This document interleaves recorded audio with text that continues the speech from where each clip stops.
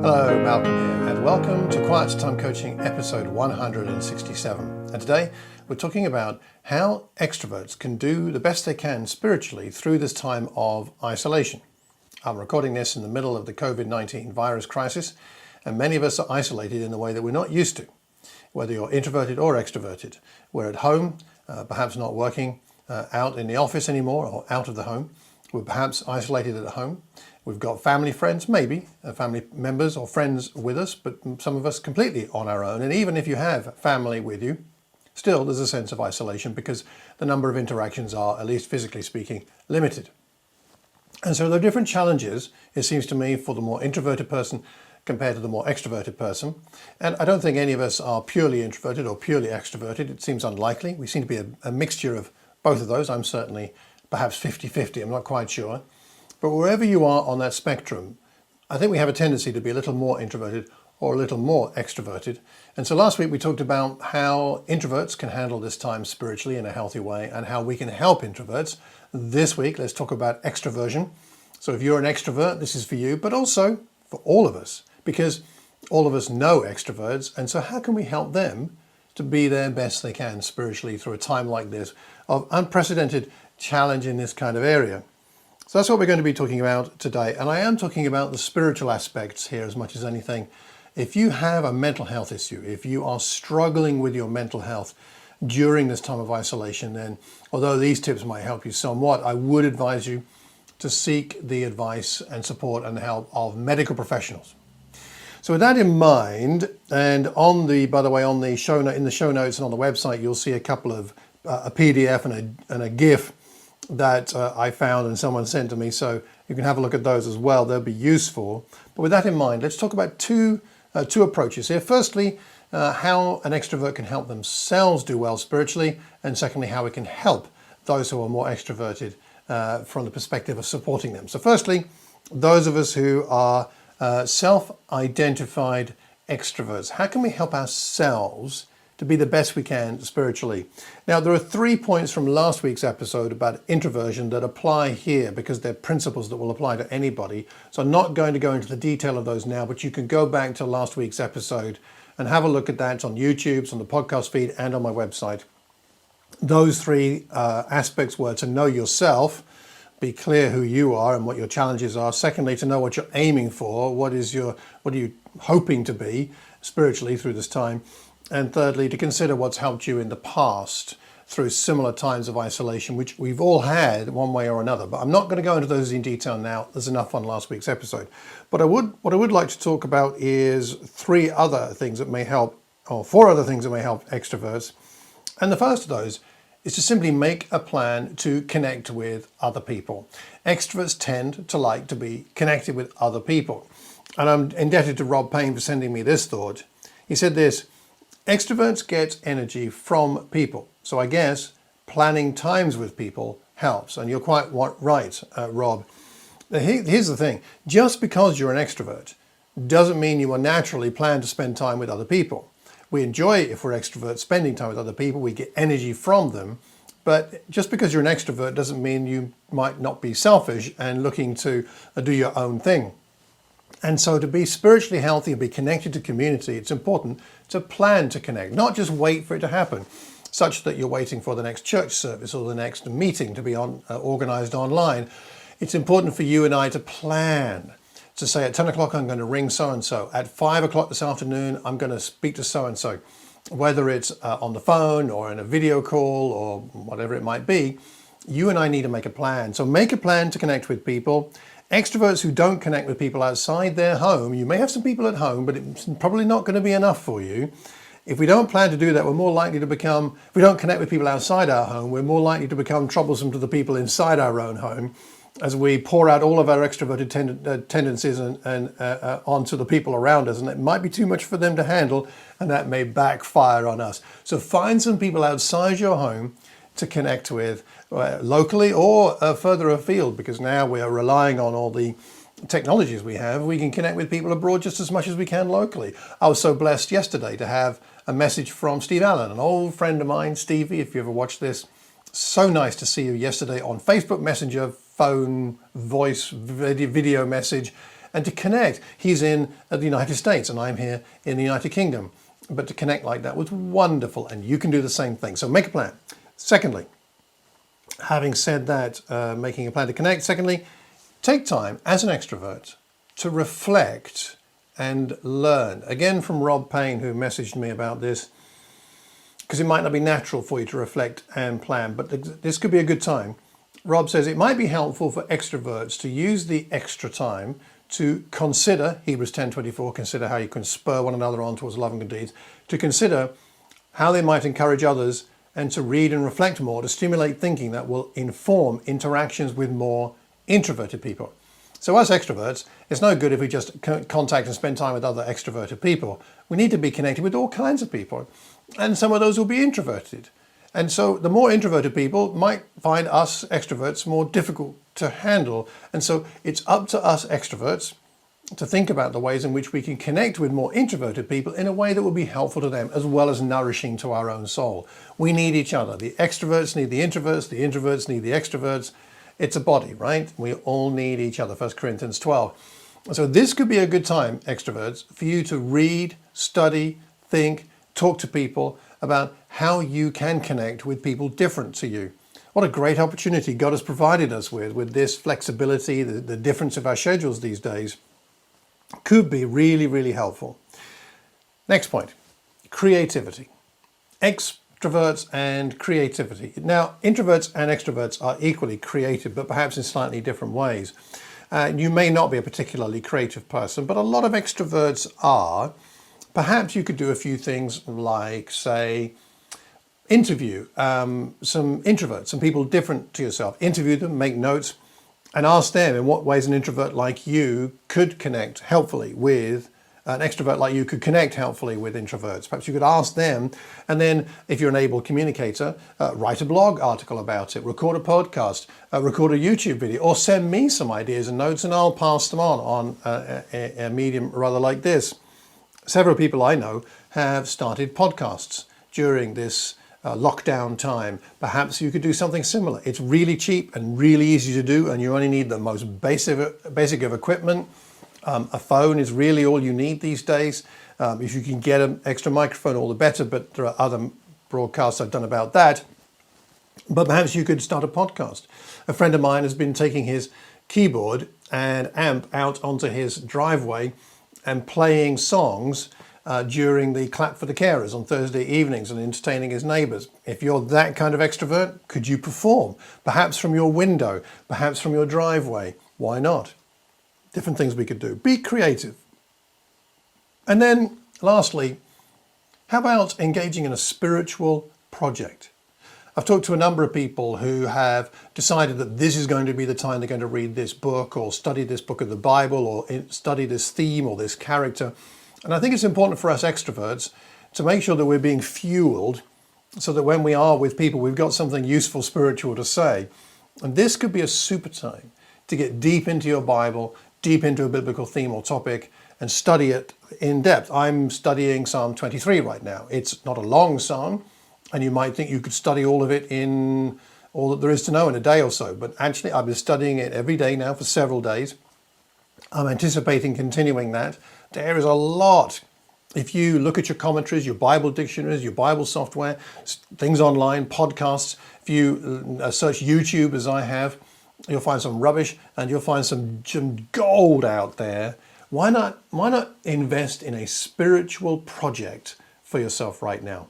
So those are some things that extroverts can do for themselves, for yourselves. Now, how about how we can help extroverts? Those of us who may or may not be an extrovert, what can we do? Well, I have a few suggestions so that we can help extroverts do well spiritually. And it's a bit subjective, I know, doing well, but at least to be healthy as we can spiritually. So firstly, if you've got an extrovert in your house, or if you've got an extrovert in your life, then listen. The number one thing extroverts need is someone who will listen to them. Extroverts tend to be quite good talkers. That isn't helpful for them just to talk unless someone is willing to listen. So be a great listener. Make this a time when you learn how to listen. And bear in mind, an extrovert might like to talk quite a lot. Then you and I can learn how to listen quite a lot. That's one of the benefits of this time. We can learn new skills or deepen our skills, gain greater capability in these areas. When you're listening, how do we listen? Well, firstly, don't contradict or correct them when you feel it's time to bring a judgment on what they are saying. Resist that temptation. There may come a time to say, well, I'm not sure I agree with that or something, but the more important thing is that we give them a listening ear. That's more important for them as an extrovert than it is your judgment. That's less significant at this time. Be not passive, but an active listener. Be genuine, be engaged, give them verbal feedback. And yes, is that right? And nod, especially if you're on a video call. And be genuine with that and use this magic phrase, 3 words, magic words for an extrovert to hear. Tell me more. They've told you a lot about something. Tell me more. What else? Tell me more about that.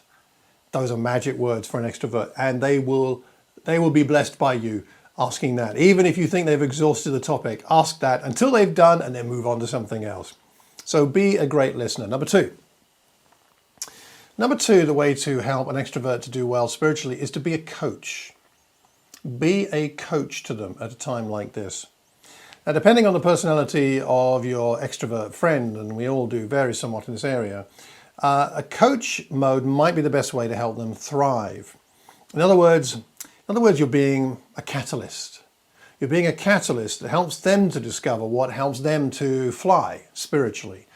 So your goal is not to tell them how to thrive, but to help them to discover it. So you're the catalyst in this area, and that's really what a coach is being all about. Certainly you can make suggestions to your friend, especially if you're close friends, but it's better if they discover it for themselves, because then it's coming from within them and it's easier for them to hold on to the conviction of what they're learning. If they're struggling with something, for the sake of argument, they share with you they're struggling with their prayer times, their Bible study, or to be patient and kind to people, whatever it might be, then ask them some questions. What are they aiming at? What do they want? What about that matters to them? Why does it matter to them? Ask them to describe similar times in the past when they've had victories, when they've struggled with something similar, if not the same thing, maybe, but something similar. What was it like? What happened when they had those victories? How did they feel? What was it that brought about those victories? Ask them how you can be helpful to them. What would be helpful? Perhaps what might not be so helpful, but what would be helpful? What's my part in helping you with this? Be a coach. Ask some questions. Don't ask them aggressively. Ask them gently. Ask them reflectively. But ask them questions. Get them talking. If they talk enough, they will likely come up with the solutions they need for themselves. So listen, be a coach. And thirdly, when you're listening to an extrovert, don't mistake energy for spiritual zeal. Some of us extroverts are very energetic when we're talking to people, whether it's on the phone or in the flesh, and that energy can be a little overpowering for the non-extrovert.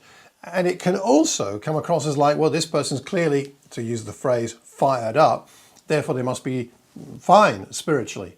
But energy is not the same as zeal, the same way that jolliness and friendliness is not the same thing as joy or love necessarily. It can be an expression of that, but not necessarily.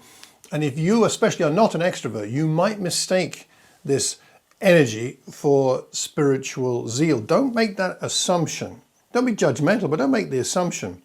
Extroverts are not always themselves their own best judge of their sincerity and their purity. Your extrovert friend, they might be energetic and jolly and loud, but such external manifestations of their extroversion may be completely at odds with the internal realities of their spirituality. The two may not be matching up, right? So what do? Well, you pray to be discerning. Ask God, even in the middle of a conversation with an extrovert, God, give me that silent prayer inside. Give me wisdom here. Give me discernment. Do I need to ask any questions in a more probing way or not? Pray to be discerning, and when you sense it's appropriate, ask a question, perhaps a more pointed question. Again, don't ask it aggressively, don't ask it judgmentally, but ask it anyway. Ask the question that's you've got forming in the back of your mind. For example, something like, I'm really enjoying our conversation. Your energy is refreshing and contagious, and I'm grateful for it. I'm just wondering if I could ask you something. How are you and the Lord? How are you and the Lord? How are you getting on with God? It's better to ask something general than something specific, unless there's been something in the conversation that leads you to that specific topic. But rather than say, how's your prayer life? How's your purity? It might be better just to say, how are you in the Lord? Archie Kendall used to say to me years ago when he and I were working together, now and again, he'd say something like, Malcolm, how's your life and doctrine?